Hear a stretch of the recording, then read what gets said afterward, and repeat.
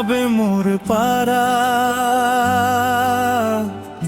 तोला देखे बर मन करथे।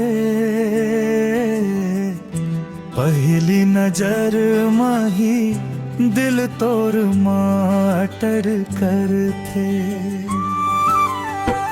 नवा नवा माया ऐसन जादू है, तोर हंसी देख के सब कुछ भुला दे।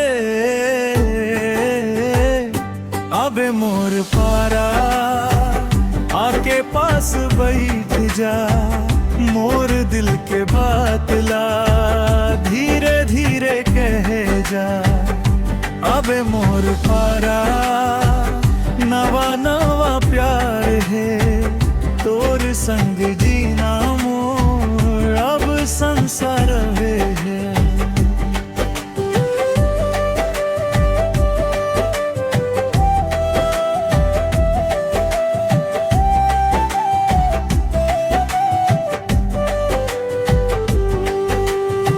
सुबह ले रात तक तोर ही ख्याल है, मोबाइल के स्क्रीन में बस तोर ही हाल है।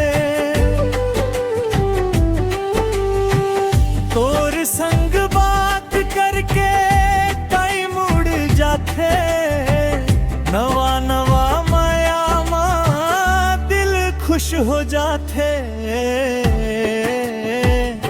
अब मोर पारा आके पास बैठ जा, मोर दिल के बात ला धीरे धीरे कह जा। अबे मोर पारा नवा नवा प्यार है, तोर संग जीना मोर अब संसार है।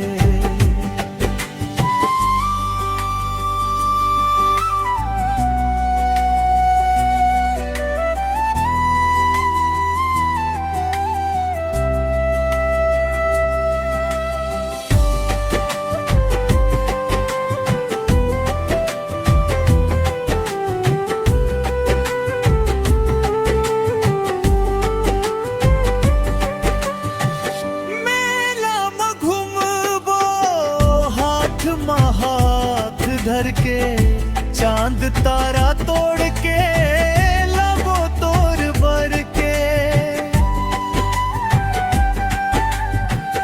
पहली मोहब्बत के मीठा एहसास, अबे मोर पारा ते मोर खास गवार थे। अबे मोर पारा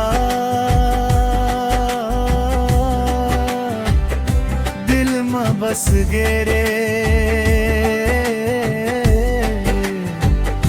नवा नवा प्यार।